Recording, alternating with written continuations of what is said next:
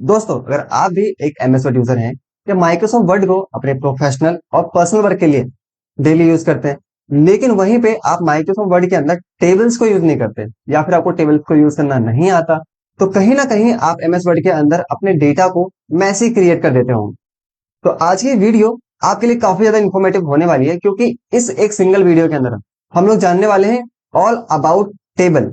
कैसे table create किया जाता है, कैसे उसके अंदर डेटा को फॉर्मेट किया जाता है, शॉर्ट किया जाता है, कैलकुलेट किया जाता है, और उसकी हेल्प से अपने डेटा को कैसे प्रोफेशनल क्रिएट किया जाता है। एक बात तो क्लियर है कि ये वीडियो आपके लिए काफी ज्यादा इंफॉर्मेटिव और यूजफुल होने वाली है। तो मेक श्योर कि आप इस वीडियो को एंड तक जरूर देखें और इस वीडियो का कोई भी पार्ट मिस ना करें। और आपसे एक रिक्वेस्ट है कि अगर आपको वीडियो अच्छी लगे तो प्लीज इस वीडियो को एक लाइक और ज्यादा से ज्यादा इस वीडियो को शेयर करें। तो चलिए बिना देर किए शुरू करते हैं इस वीडियो को और आते हैं अपनी कंप्यूटर स्क्रीन पर। तो नॉर्मली हम लोग आ जाते हैं अपनी कंप्यूटर स्क्रीन पर और यहाँ पे सबसे पहले हम लोग ओपन कर लेते हैं माइक्रोसॉफ्ट वर्ड। तो माइक्रोसॉफ्ट वर्ड ओपन करने के लिए हमें कीबोर्ड से प्रेस करना है विंडो आर, और यहाँ पे इस रन के डायलॉग बॉक्स में हमें लिखना है विनवर्ड। यहाँ पे हम लोग विनवर्ड लिखेंगे तो हमारे पास जो माइक्रोसॉफ्ट वर्ड होगा वो कुछ इस तरीके से ओपन हो जाएगा। यहाँ पे हम लोग ले लेंगे एक ब्लैंक डॉक्यूमेंट। अब इस ब्लैंक डॉक्यूमेंट में सबसे पहले हम लोग एक टेबल को इंसर्ट करना सीखेंगे। तो टेबल क्रिएट करने के लिए सबसे पहले हमें एमएस वर्ड के अंदर इंसर्ट टैब में जाना होता है। अब इंसर्ट टैब में आने के बाद जैसे मैं पेज को थोड़ा सा बड़ा कर लेता हूँ, यहाँ पे हमें मिलता है ऑप्शन टेबल सेक्शन। अगर हम यहाँ पे क्लिक करेंगे तो कुछ इस तरीके से आपके पास एक इंटरफेस आता है, जहां पे अगर आपको कोई टेबल क्रिएट करनी हो तो कुछ रोज और कुछ कॉलम्स के बिहाफ पे आप अपनी टेबल को क्रिएट कर सकते हो। जैसे कि अगर आप सिंगल एक बॉक्स में जाओगे ना, तो यहाँ पे एक बॉक्स क्रिएट नहीं होगा, बल्कि यहाँ पे एक रो क्रिएट हो जाएगी। सिमिलरली आप नीचे को आओगे तो इस तरीके से आपके पास टोटल 8 रोज क्रिएट हो सकती हैं। अगर आप राइट साइड को जाते हैं तो यहाँ पे कॉलम्स क्रिएट होते हैं, जैसे कि 2 column, 3 column, 4 column, and continue आप ऐसे जाते रहेंगे तो आपके पास 10 कॉलम्स तक का डेटा यहाँ पे क्रिएट हो जाएगा। यानी जैसे आप क्लिक करेंगे तो आपके पास 8 बाई 10 का एक टेबल क्रिएट होके आ जाता है। उसके बाद आपको टेबल का साइज इंक्रीज करना होता है, तो इस कॉर्नर से आप साइज को इंक्रीज कर सकते हैं या फिर डिक्रीज कर सकते हैं। अपने बिहाफ पे आपको जैसे यूज करना होता है उसके अकॉर्डिंगली आप टेबल को मैनेज कर सकते हैं। तो अभी मैं इस टेबल को रिमूव करना चाहूंगा, कंट्रोल ए करते हैं यहाँ से, और मैं इसे कर देता हूँ डिलीट।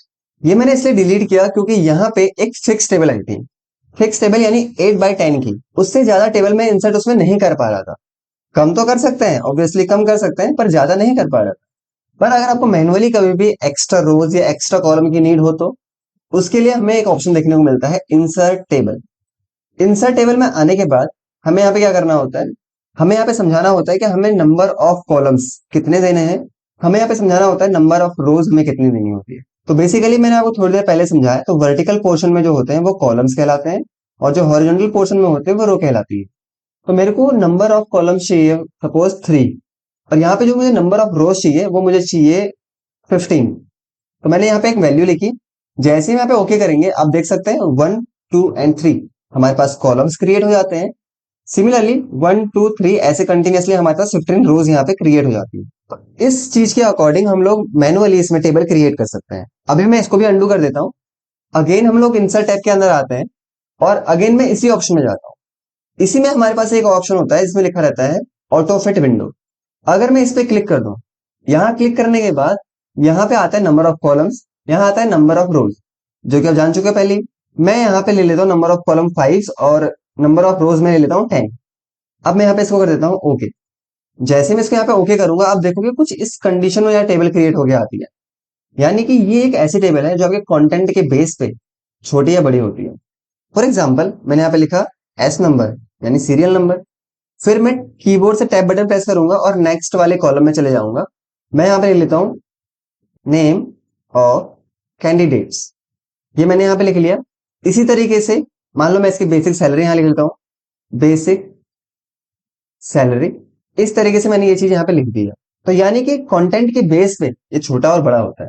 इसके अंदर आप जैसे जैसे वैल्यूज इंसर्ट करते जाएंगे आपका टेबल का साइज इंक्रीज होगा। सिमिलरली आपके टेबल का साइज यहाँ पे डिक्रीज भी हो सकता है। तो इस बेस पे भी आप इसको यूज कर सकते हैं। अभी मैं इसको भी अंडू कर देता हूँ, यानी डिलीट कर देता हूँ यहाँ से। उसके बाद दोबारा से मैं इसी ऑप्शन में चले जाता हूँ। यहाँ लिखा है एक option draw table. Draw table एक ऐसा ऑप्शन है जिसके थ्रू हम अपने अकॉर्डिंगली एक टेबल को डिजाइन कर सकते हैं। हमारे पास एक पेन टाइप का यहाँ पे ऑप्शन आता है, हम माउस से उसको होल्ड करते हैं और उस लोकेशन तक ड्रैग करते हैं जहां तक हमें एक टेबल की जरूरत होती है। सपोज मुझे यहाँ तक टेबल चाहिए, तो मैंने यहाँ तक उसको ड्रैग कर लिया। उसके बाद मुझे ना यहाँ पे जो रो का साइज चाहिए वो लगभग इतना चाहिए, तो ये मैंने ले लिया। और उसके बाद जो रोज चाहिए उनका साइज थोड़ा कम चाहिए, तो हमको नॉर्मली ऐसे बना देना है रो का साइज। तो ये हमारी रोज यहाँ पे क्रिएट हो जाएंगी। उसके बाद मैंने एक कॉलम ये क्रिएट किया, एक कॉलम मैंने यहाँ पे ये क्रिएट किया, एक कॉलम यहाँ पे ये क्रिएट किया, और उसके बाद एक कॉलम मैंने यहाँ पे ये वाला क्रिएट कर दिया। ठीक है। उसके बाद हम लोगों को अगर यहाँ पे कुछ भी लिखना हो तो हम लिख सकते हैं। इसको अभी मैं रिमूव करता हूँ यहाँ से, और इसके बाद हम लोग नेक्स्ट ऑप्शन की बात करते हैं, जो कि इसमें लिखा है कन्वर्ट टेक्स्ट टू टेबल। ये बहुत ही यूजफुल ऑप्शन है किसके अंदर, इस टेबल फंक्शन के अंदर। यानी आप अपना डेटा क्रिएट करिए इसके अंदर, और उसके बेस पे ये उसको आगे को कंटिन्यू कर देता है, यानी टेबल में कन्वर्ट कर देता है। कैसे करता है, मैंने जैसे इसमें लिखा सीरियल नंबर, फिर अब डेटा को कन्वर्ट करने के लिए, डेटा को टेबल में कन्वर्ट करने के लिए आप इसमें एक सेपरेटर दीजिए, या फिर आप कह सकते हैं उसको डेलीमीटर। तो यहाँ पे मैं डेलीमीटर दे देता हूँ कॉमा, यानी जो हमारे कॉलम्स को सेपरेट करेगा। उसके बाद मैं यहाँ ले लेता हूँ नेम, फिर मैं करता हूँ कॉमा। यहाँ मैं ले लेता हूँ एज, फिर मैं कर लेता हूँ कॉमा। यहाँ मैं ले लेता हूँ जेंडर।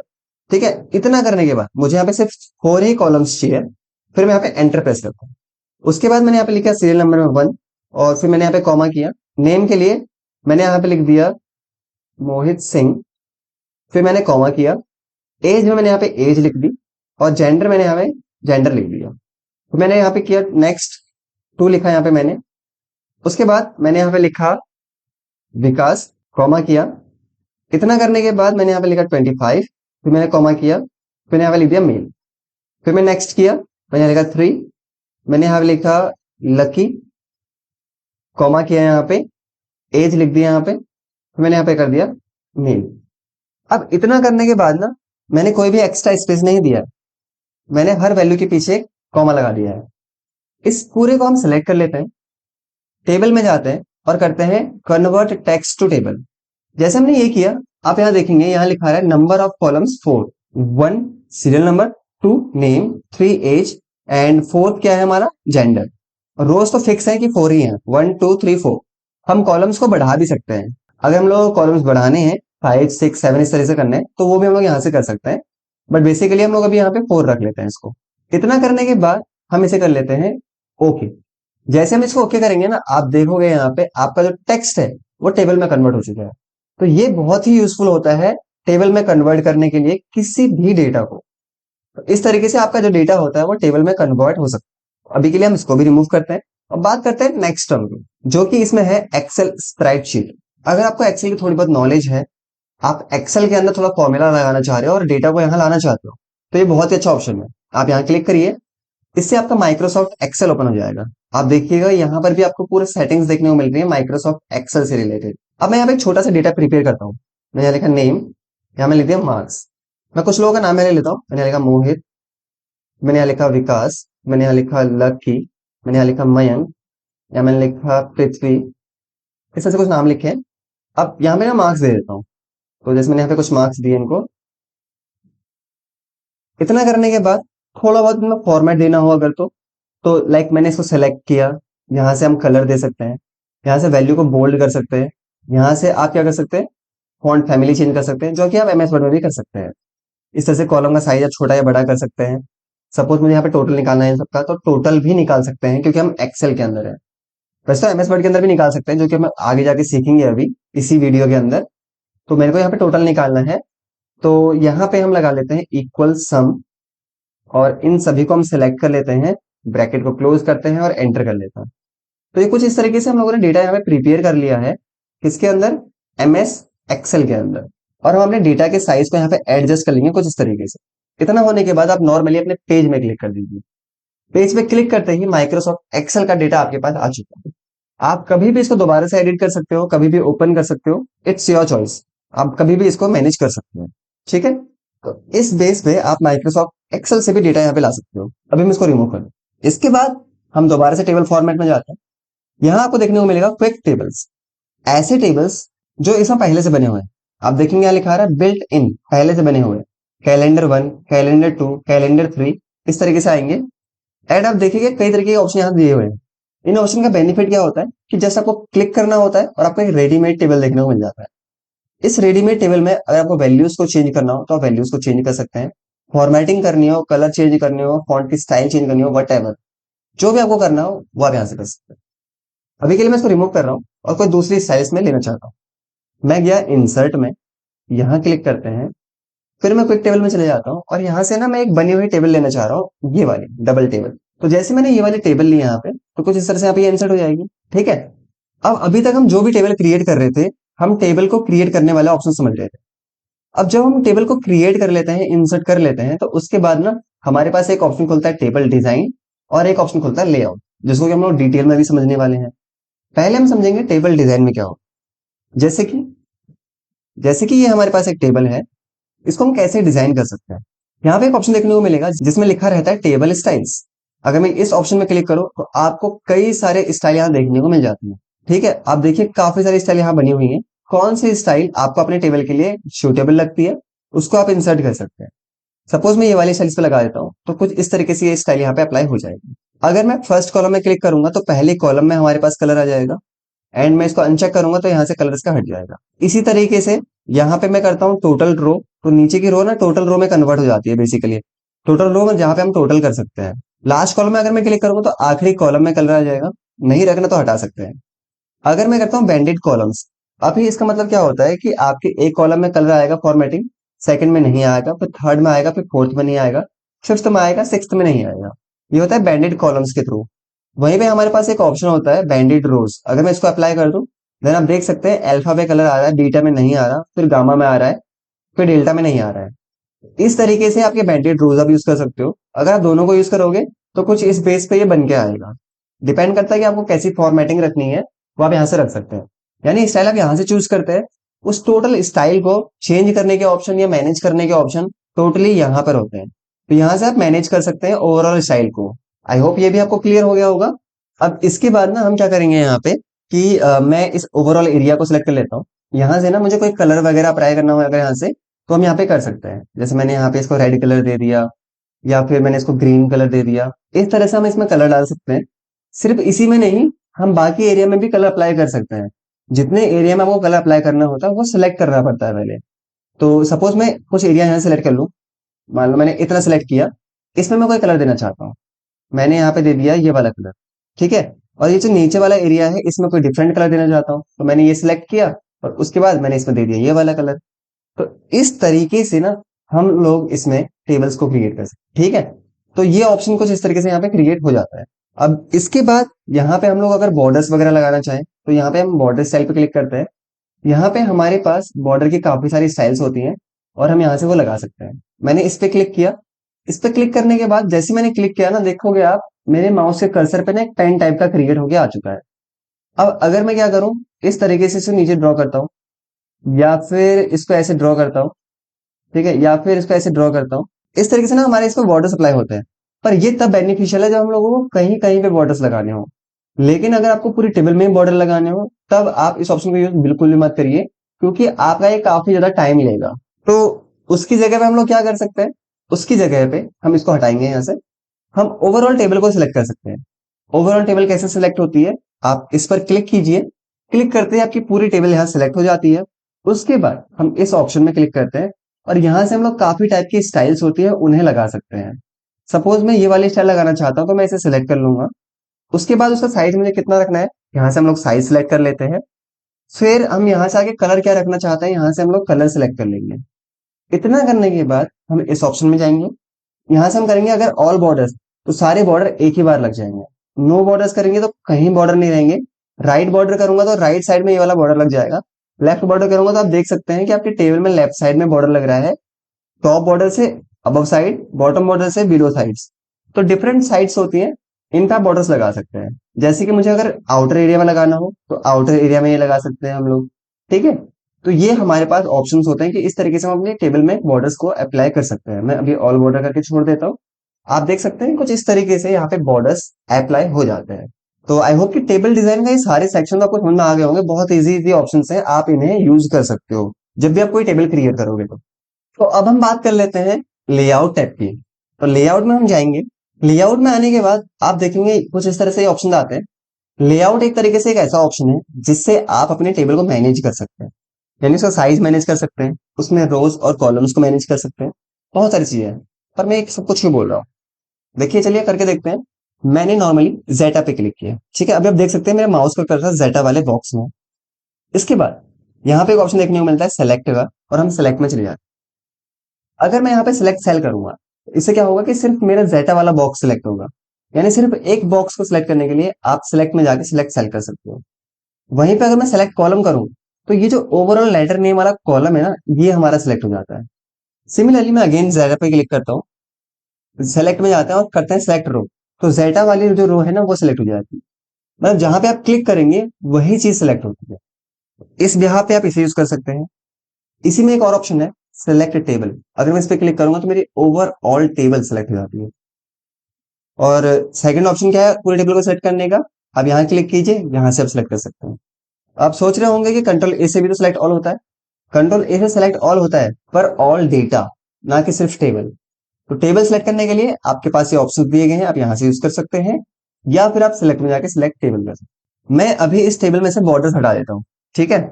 इस पर हम लोग क्लिक करते हैं, टेबल डिजाइन में जाते हैं और बॉर्डर्स में जाके नो बॉर्डर्स कर देते हैं। तो कुछ इस तरह से हमारी टेबल है जिसमें कोई भी बॉर्डर अभी नहीं है। अगर मैं लेआउट में जाता हूँ और यहाँ पे एक ऑप्शन देखने को मिलता है हमें व्यू ग्रिड लाइंस, अगर मैं इस पर क्लिक कर देता हूँ, इससे क्या होगा कि बॉर्डर ना होने के बावजूद भी हमारी टेबल में एक ऐसा फॉर्मेट लग जाएगा जिससे ग्रिड लाइन दिखेंगी।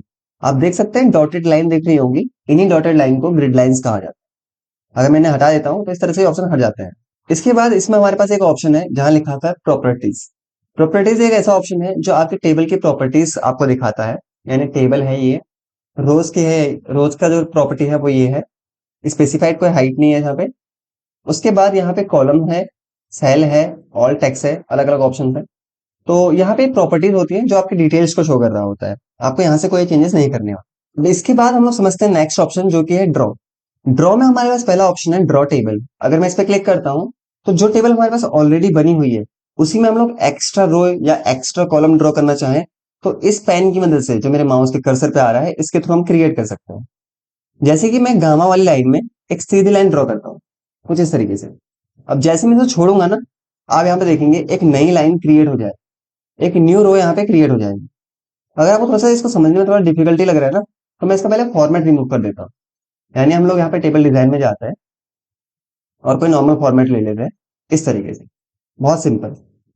तो इतना करने के बाद मैं लेआउट में दोबारा से चले जाता हूँ।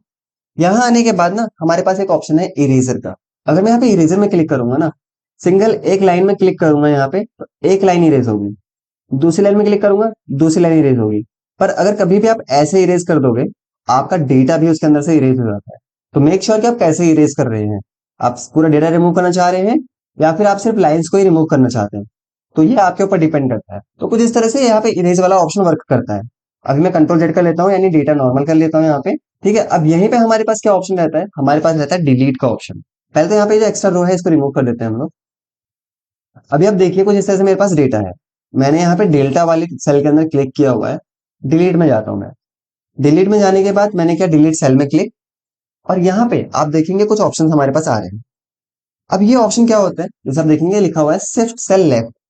यानी कि अगर मैं डेल्टा वाली बॉक्स को डिलीट करता हूँ तो जो भी डेटा डेल्टा के राइट साइड में है वो इधर लेफ्ट साइड को शिफ्ट हो जाएगा। तो एक बार ट्राई करके देखते हैं, इस पर क्लिक करेंगे और इसे ओके करेंगे तो आप देखेंगे डेल्टा वाला जो बॉक्स है, मतलब जो डेल्टा वाला सेल है वो डिलीट हो चुका है। पर राइट साइड में डेल्टा के जितना भी डेटा था, जैसे आप देख सकते हो ये वाला, वो ओवरऑल डेटा लेफ्ट साइड को शिफ्ट हो चुका है। आप देख सकते हैं यहाँ से एक सेल जो है वो रिमूव हो चुकी है। और वो रिमूव यहाँ से इसलिए हुई है क्योंकि वो इधर शिफ्ट हो चुकी है, ठीक है। मैं करता हूँ अंडू यानी कंट्रोल जेड।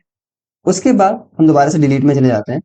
डिलीट में हमारे पास एक ऑप्शन होता है शिफ्ट सेल अप, यानी डेल्टा वाला बॉक्स तो डिलीट हो जाएगा बट जो डेटा है बॉटम ऑफ डेल्टास, तो वो सारा डेटा क्या होगा, ऊपर आ जाएगा। आप देख सकते हो एप्सिलॉन आ चुका है डेटा की जगह पे। अगर कभी ऐसे नीड पड़े तो आप इसको यूज कर सकते हो, ठीक है। इसके बाद यहाँ पे हम दोबारा क्लिक करते हैं और यहाँ हम करते हैं डिलीट इंटायर रो। तो डेल्टा वाली पूरी रो ना यहाँ से डिलीट हो जाएगी, ठीक है। अंडू करते हैं कंट्रोल जेड करके। उसके बाद अगर हमें कभी डिलीट करना हो कॉलम तो हम करेंगे डिलीट इंटायर कॉलम, ओके करेंगे तो हमारा वो इंटायर कॉलम जो कि लेटर नेम लिखा था वो हम यहाँ से डिलीट कर सकते हैं। सबसे मेन होता है सिलेक्शन, आपने सिलेक्ट कितना किया है, आपने दो तीन सेल सेलेक्ट करी हुई हैं या फिर आपने दो तीन रो सेलेक्ट करी हुई हैं, कहाँ आपने सिलेक्ट किया हुआ है, सबसे ज्यादा वही मेन होता है। अगर आपका सिलेक्शन सही से डिफाइन होगा तो आपका डेटा भी सही से डिलीट या इंसर्ट होगा। अब इसी में आउटर साइड में कुछ ऑप्शन दिए गए हैं अगर मैं यहाँ क्लिक करूँ तो यहाँ पे ना एक ऑप्शन दिया हुआ है डिलीट कॉलम, और मैं लेटर नेम पे हूँ तो डिलीट कॉलम करते ही वो कॉलम यहाँ से डिलीट हो जाएगा। सेम लाइक दोबारा से हम डिलीट में क्लिक करते हैं तो यहाँ लिखा है डिलीट रो, इससे वो एप्सिलॉन वाली जो रो है वो डिलीट हो जाएगी। मैं अंडू कर देता हूँ। अगर मैं कहता हूँ डिलीट टेबल, तो ओवरऑल टेबल हम एक बार में डिलीट कर सकते हैं। यहाँ पे मैं करता हूँ अंडू यानी कंट्रोल Z। इसके बाद हम लोग यहाँ पे देखते हैं इंसर्ट वाले ऑप्शंस। तो जैसे मैंने एप्सिलॉन में क्लिक किया हुआ है, या मैं जेटा में क्लिक करता हूँ और मैं यहाँ पे करता हूँ इंसर्ट अबव, तो जेटा पे क्लिक करते ही एप्सिलॉन के नीचे या कह सकते हैं जेटा के ऊपर एक रो यहाँ पे इंसर्ट हो चुकी है। अंडू करते हैं। इंसर्ट बिलो अगर करूँ तो जेटा के नीचे एक रो इंसर्ट होगी। तो ये डिपेंड करता है कि आपको रोज या कॉलम्स कहाँ इंसर्ट करने हैं। मैं अभी थोड़ी देर पहले वही कह रहा था कि सिलेक्शन बहुत ज्यादा मैटर करता है, तो यहाँ पे हम इसको भी अंडू करते हैं। अगर लोअर केस और लेटर नेम के बीच में मुझे एक कॉलम की जरूरत पड़ रही है तो मैं लेटर नेम वाले में क्लिक करूंगा कहीं पर भी। इतना करने के बाद हमें यहाँ पे करना है इंसर्ट लेफ्ट, क्योंकि वो लेटर नेम के लेफ्ट साइड में मुझे एक कॉलम देगा। इस तरीके से अगर मान लो आप, मैं लोअर केस पे क्लिक करता और फिर मैं करता इंसर्ट राइट, तो अभी देखिए उसी लोकेशन में दोबारा से हमारे पास कॉलम आया हुआ है। क्यों? क्योंकि पिछली बार मैंने इधर वाले में क्लिक किया था तो मैंने किया था लेफ्ट, अब इस बार मैंने इस वाले पे क्लिक किया तो मैंने किया राइट। इस वजह से राइट साइड में हमारे पास एक कॉलम इंसर्ट हो जाता है। इस तरीके से आप इंसर्ट कर सकते हैं, कभी एक्स्ट्रा हो तो आप उसे डिलीट भी कर सकते हैं। ठीक है। अब उसके बाद आपको ऑप्शन देखने को मिलते हैं मर्ज। मर्ज मतलब होता है जोड़ना। तो मर्ज करने के लिए ना हमारे पास सिलेक्शन होना चाहिए, जिसके अभी ऑप्शन ये डिसेबल है। अब मैं एक काम करता हूँ, मैंने एप्सिलॉन में क्लिक किया और मैं यहाँ पे करता हूँ इंसर्ट बिलो, जिससे एक रो हमारे पास इंसर्ट हो जाएगी। इस रो के अंदर हमारे पास टोटल नंबर ऑफ सेल्स हैं 6, 1 2 3 4 5 6। और अब आप यहाँ गौर कीजिए कि आपका ये जो ऑप्शन है ना वो इनेबल हो चुका है। अब जैसे मैं मर्ज सेल्स में क्लिक करूंगा तो होगा ये कि ये सारी सेल्स मर्ज होकर पूरा एक बन जाएगा, जैसे कि आप देख सकते हो। तो कभी अगर आपको एक्स्ट्रा रोज या एक्स्ट्रा कॉलम्स को मर्ज करना होता है, जोड़ना होता है, देन आप इसका यूज कर सकते हो। अब सिर्फ मर्ज करने का ही ऑप्शन इसके अंदर नहीं रहता, बल्कि इसके अंदर स्प्लिट करने का ऑप्शन भी रहता है, यानी ब्रेक करने का। तो मैंने यहाँ स्प्लिट सेल्स में क्लिक किया, यहाँ लिखा है नंबर ऑफ कॉलम्स। तो मुझे यहाँ पे कितने कॉलम्स में इसको डिवाइड करना है।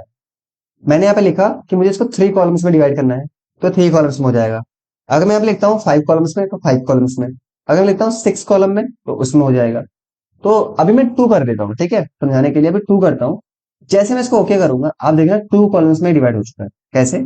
एक कॉलम इस लाइन से राइट साइड को है और एक कॉलम इस लाइन से लेफ्ट साइड को है, यानी we have 2 columns right now. अगर मैं यहाँ पे क्या करता हूँ, मैं कुछ लिखना चाहता हूँ, सपोज दैट मैं यहाँ पे लिखता हूँ ए, एंड यहाँ पे मैं कुछ लिखना चाह रहा हूँ तो यहाँ मैं लिख देता हूँ बी। ठीक है। तो इस तरह से हम लोगों ने कुछ चीजें यहाँ पे लिख दी हैं। अब इतना करने के बाद अगर मैं यहाँ पे करता हूँ स्प्लिट टेबल, स्प्लिट टेबल करते ही क्या होगा कि हमारा टेबल कुछ इस तरह से स्प्लिट हो जाएगा, जहां पे हमारे पास एक टेबल ये है एंड हमारे पास सेकंड टेबल ये है। तो अगर मैं इस पे क्लिक करता हूँ, इस पे क्लिक करने के बाद यहाँ पे जाऊंगा तो कुछ इस तरह से हमारी टेबल जो होगी वो स्प्लिट हो जाएगी। अब हो सकता है कि काफी सारे लोगों के माइंड में ये भी क्वेश्चन आ रहा होगा कि सर अगर ये स्प्लिट हो गई तो ये दोबारा से मर्ज कैसे होंगे, जुड़ेंगे कैसे? तो आप अपनी टेबल को होल्ड कीजिए। होल्ड करने के बाद आपको क्या करना है, आपको अपनी टेबल को ड्रैग करना है जैसे इस तरीके से, और ड्रैग करने के बाद आपको लास्ट इस लोकेशन पे जाके इसको छोड़ देना है। ठीक है, तो ये मर्ज हो जाएगी। एक तरीका तो ये है, पर इससे भी एक इजी तरीका है कि आप इस जगह क्लिक कीजिए जहां से आपने डिलीट किया हुआ है, एंड आप कीबोर्ड से डिलीट बटन प्रेस कीजिए। जैसे हमने डिलीट बटन प्रेस किया आप देख सकते हो आपकी टेबल फिर से जुड़ जाएगी। इस तरीके से आप इसे यूज कर सकते हो।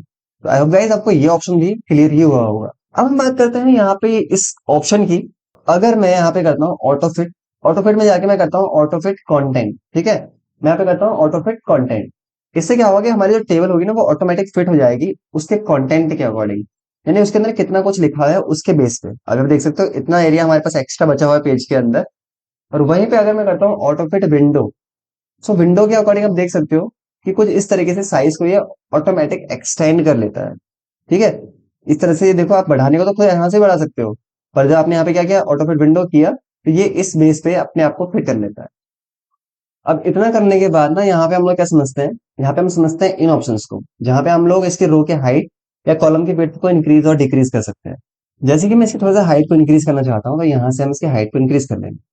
सिमिलरली अगर हम लोगों को इसकी विड्थ को इंक्रीज करना हो या डिक्रीज करना हो तो वो ऑप्शन हम लोग यहाँ से मैनेज कर सकते हैं। अब हमारे पास यहाँ पे ऑप्शन आता है डिस्ट्रीब्यूट रोज और डिस्ट्रीब्यूट कॉलम का। तो ये कैसे यूज होता है, जैसे मेरे पास एक टेबल है, ठीक है, मैं इसको मूव करके लाइक यहाँ पे रख देता हूँ, एंड थोड़ा सा इसकी विड्थ और बढ़ा लेते हैं। सपोज लाइक मैं इसकी विड्थ बढ़ा देता हूँ बस। तो टेबल तो हमारी यहाँ से लेके यहाँ तक क्रिएट हो चुकी है ना। तो यहाँ पे हमारे पास ऑप्शन होता है डिस्ट्रीब्यूट रोज और डिस्ट्रीब्यूट कॉलम्स का, जहाँ पे हमारे पास एक रो में थोड़ी सी हाइट ज्यादा है और बाकी में सब में कम है। तो अगर मैं यहाँ पे करता हूँ डिस्ट्रीब्यूट रोज, तो इससे ये होगा कि टेबल का साइज तो उतना ही है, पर अपर केस वाली रो का हाइट थोड़ा सा ज्यादा था, अब वो सभी में इक्वल इक्वल डिवाइड हो चुका है। अब सभी रोज का हाइट जो है वो इक्वल है। इसी तरीके से इसी का कॉलम साइज भी ज्यादा बड़ा है, बाकियों का थोड़ा सा कॉलम साइज छोटा है। अगर मैं करता हूँ डिस्ट्रीब्यूट कॉलम साइज, तो आप देख सकते हैं टेबल अभी भी वहां से लेके वहीं तक है, मतलब टेबल छोटी नहीं हुई है, बल्कि आपके हर कॉलम में थोड़ा थोड़ा इसकी विड्थ बढ़ चुकी है। तो ये होता है डिस्ट्रीब्यूशन। इस तरीके से आप इसको यूज कर सकते हो। उसके बाद हमारे पास ऑप्शंस होते हैं, कुछ ये वाले ऑप्शंस। अब इन्हें कैसे यूज किया जाता है, थोड़ा सा ना मैं अपने टेबल को बड़ा करता हूँ। अभी अगर मैं टेबल को सिलेक्ट करूंगा ना, तो आप डिफरेंस देख पाओगे। आप देखोगे कि अगर आपकी ये एक रो है, तो इसमें लिखा हुआ टेक्स्ट जो है वो सबसे ऊपर लिखा आ रहा है, पर नीचे तो थोड़ा सा गैप बचा हुआ है।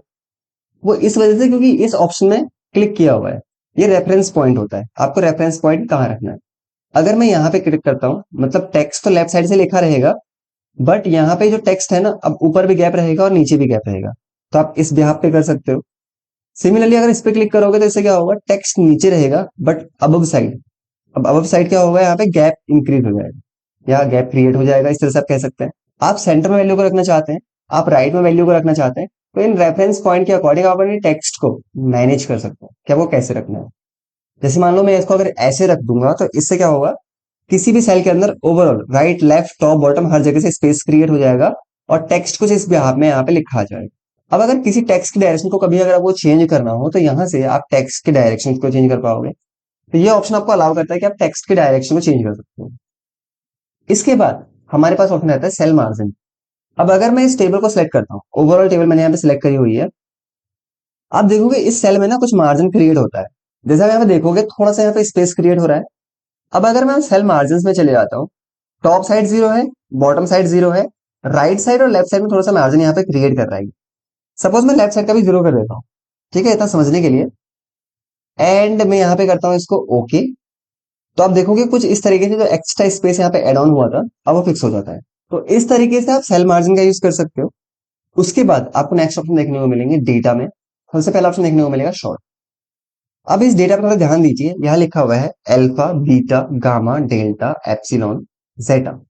यानी कोई भी डेटा वैल्यू के अकॉर्डिंग तो अरेंज नहीं है, मतलब कोई भी, जैसे आप ए से अल्फा पहले आता है तो वो पहले आ गया, फिर बीटा, फिर अगर अल्फाबेटिकली देखा जाए तो फिर आना चाहिए डेल्टा।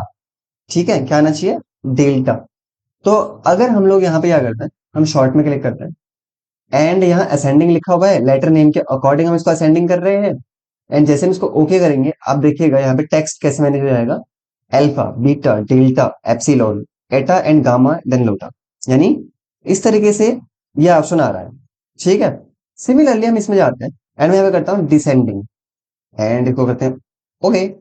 अब यहाँ पे क्या होगा, ये उल्टा हो जाएगा। जैसे देख सकते हो जेटा थेटा म्यू लैम्डा कपड़ा लोटा गिलास बर्तन सब कुछ इस तरह से आ जाएगा। मजाक कर रहा हूँ। मतलब कहने वाला ये है कि नॉर्मली हमारा टेक्स्ट को इस तरह से मैनेज हो जाएगा। यहाँ पे आपको जैसे रखना हो ऐसे आप इसको मैनेज कर सकते हैं। फिर इसमें जो नेक्स्ट ऑप्शन है वो है रिपीट हेडर रो, पर उसके बारे में हम बाद में बात करेंगे। पहले हम समझते हैं कन्वर्ट टू टेक्स्ट। अभी थोड़ी देर पहले हमने देखा होगा, हमने टेक्स्ट को टेबल में कन्वर्ट किया था। अब इस तरह से अगर हम लोगों को टेबल को टेक्स्ट में कन्वर्ट करना हो, तो हम इस पे क्लिक करेंगे।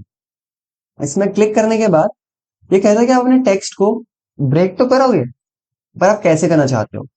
पैराग्राफ मार्क्स लेना चाहते हो हर टेक्स्ट के बीच में, या टैब के बराबर का गैप लेना चाहते हो, या हर वैल्यू के बीच में कॉमा लगाना चाहते हो, या अपने अकॉर्डिंगली कोई दूसरी वैल्यू यहाँ पे देना चाहते हो सेपरेट करने के लिए। सपोज यहाँ पे मैं दे देता हूँ ये वाली वैल्यू, आई डोंट नो कि इसे क्या कहते हैं, बट ये वाली वैल्यू में सिर्फ मैं लगा देता हूँ। जैसे मैं इसको ओके करूंगा ना, यहाँ पे ये क्या करेगा, हर टेक्स्ट को डिवाइड कर देगा और हर टेक्स्ट के बीच में वो सिंबल यहाँ पे ले आएगा जो मैंने उसमें इंसर्ट किया था। तो कुछ इस तरीके से ये लाइन यहाँ पे अप्लाई हो जाएगी। आई थिंक आप किसी भी टेबल को टेक्स्ट में कन्वर्ट कर पाओगे।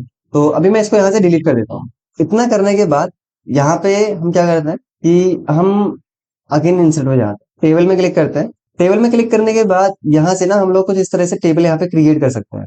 तो मैं यहाँ से ना करके इंसर्ट में जाता हूँ एंड यहाँ पे आने के बाद सपोज मैं 200 रोज यहाँ लिख देता हूँ एंड मैं यहाँ पे करता हूँ ओके। ठीक है, और इसके टाइटल में ना कुछ लिख देता हूँ मैं, ऊपर के एरिया में यहाँ पे मैं कुछ लिख लेता हूँ। सपोज मैं यहाँ लिखता हूँ अगर नेम, और यहाँ पे मैं लिख लेता हूँ एज, यहाँ मैं लिख लेता हूँ सैलरी, यहाँ मैं लिख देता हूँ जेंडर, यहाँ मैं लिख देता हूँ मोबाइल नंबर। तो अगर मैंने इतना कुछ लिखा हुआ है और मैं इसको ना यहाँ पे ये वाला ऑप्शन दे देता हूँ, यानी हेडिंग वाली में कलर आ जाएगा। तो this is our first page.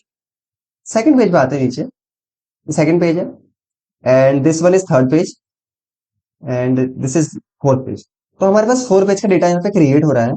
But यहाँ पे जब हम इसको प्रिंट करेंगे, फर्स्ट पेज में तो पता रहेगा कि हम लोगों ने डेटा किस चीज के रिलेटेड बनाया है, पर आपको सेकंड पेज में पता नहीं चलेगा कि आपने किस चीज से रिलेटेड बनाया है। यानी यहाँ पे ये क्या लिखा हुआ है, ये क्या लिखा हुआ है, क्योंकि इनके ऊपर तो कोई हेडिंग्स ही नहीं है। तो क्या हम लोगों को इसमें भी हेडिंग लगानी पड़ेगी? अगर हम यहाँ से लगाने की कोशिश करेंगे तो भी यहाँ पे नहीं लग पाएंगे। इसके लिए हमें क्या करना होगा, इसके लिए हमें जाना होगा लेआउट के अंदर, और यहाँ आने के बाद हमें यहाँ पे करना होता है रिपीट हेडर रो। अब जैसे मैंने सिंपल इस पे क्लिक कर दिया ना, आप देखोगे हर पेज में आपके ऑटोमेटिक यहाँ पे हेडर रो जो है वो रिपीट होने लग जाते हैं। मैं व्यू में गया, यहाँ से मैंने किया मल्टीपल पेजेस एक बार में ही। आप देखोगे हर पेज में आपकी जो ये हेडिंग होती है वो रिपीट होने लग जाती है। तो इस तरीके से आप इसे यूज कर सकते हो। अब इसी में जो हमारे पास आखिरी ऑप्शन है वो है फॉर्मूला का। अब फॉर्मूला में क्या होता है कि यहाँ पे ना हम क्या कर सकते हैं कि किसी भी वैल्यू को सम कर सकते हैं, एवरेज कर सकते हैं, मैक्स कर सकते हैं, मिन कर सकते हैं। सपोज मैंने यहाँ पे कुछ नंबर्स लिखे, मैंने लिखा 23, 45, 67, 89, 90। अब मैं इन सबको जोड़ना चाहता हूँ। जैसे मैं फॉर्मूला में क्लिक करूंगा, यहाँ ऑटोमेटिक लिखा जाएगा सम अबव, एंड मैं इसको करूंगा ओके, तो यहाँ ऑटोमेटिक नंबर जुड़ जाएगा। वहीं पे हमारे पास अगर मैं फॉर्मूला में चले जाऊं तो हमारे पास में यहाँ पे आता है पेस्ट फंक्शन। कौन सा फंक्शन आपको लगाना है, यानी यानी ये सारे फॉर्मूला होते हैं एक्सेल से रिलेटेड, आप इनको यूज कर पाओगे अगर इनको लगाना हो आपको। तो मान लो अगर मैं लगाता हूँ मैक्स, तो यहाँ लिखा रहा है मैक्स, और मैक्स के आगे सम लिखा है तो मैं इसको हटाता हूँ और इसके अंदर मैं लिख देता हूँ अबाउट, और इसे करता हूँ ओके। इस पूरी रेंज में सबसे मैक्सिमम नंबर है 90, तो इसने वो काउंट यहाँ पे कर लिया। तो इस तरीके से आप इसमें फॉर्मूलाज को यूज कर सकते हो। सो आई होप कि गाइस आपको टेबल डिजाइन भी समझ में आ गया होगा, एंड आपको टेबल लेआउट भी समझ आ गया होगा। अब इन ऑप्शन की मदद से आपको जो भी प्रैक्टिकल क्रिएट करने होते हैं अपने डेटा से रिलेटेड, अपने काम से रिलेटेड, वो आप कर सकते हो। चाहे आप एक कैलेंडर क्रिएट करना चाहो, चाहे आप एक सैलरी डेटा क्रिएट करना चाहो, सैलरी स्लिप क्रिएट करना चाहो, इनवॉइस क्रिएट करना चाहो, अटेंडेंस शीट हो, टाइम टेबल हो, वट एवर, बहुत सारी चीजें आप इसके अंदर क्रिएट कर सकते हो। और आप उसे टोटली डिजाइन भी कर सकते हो, और लेआउट के अंदर उसके साइज को मैनेज कर सकते हो, या फिर आप रोज एक्स्ट्रा इंसर्ट कर सकते हो, डिलीट कर सकते हो। ये सारी चीजों को आप यहाँ से मैनेज कर सकते हो। तो आई होप कि दोस्तों आपको ये वीडियो पसंद आई होगी। इस डिटेल वीडियो के अंदर आपको ये समझ में आया होगा कि कैसे कैसे हम लोग टेबल्स को क्रिएट कर सकते हैं, कितने वो मेथड्स हैं, और इस वीडियो की मदद से आप ये समझ पाए होंगे कि टेबल के थ्रू हम डेटा को बहुत ज्यादा प्रोफेशनल क्रिएट कर सकते हैं। तो दोस्तों अगर आपको ये वीडियो अच्छी लगी हो तो प्लीज इस वीडियो को एक लाइक करें, ज्यादा से ज्यादा इस वीडियो को शेयर करें, और अगर आपको कोई भी डाउट हो तो आप कमेंट बॉक्स में पूछ सकते हैं, और साथ ही आप ये सजेस्ट कर सकते हैं कि अगली वीडियो हमें किस टॉपिक के ऊपर बनानी चाहिए। मिलता है नेक्स्ट वीडियो में, तब तक के लिए थैंक यू।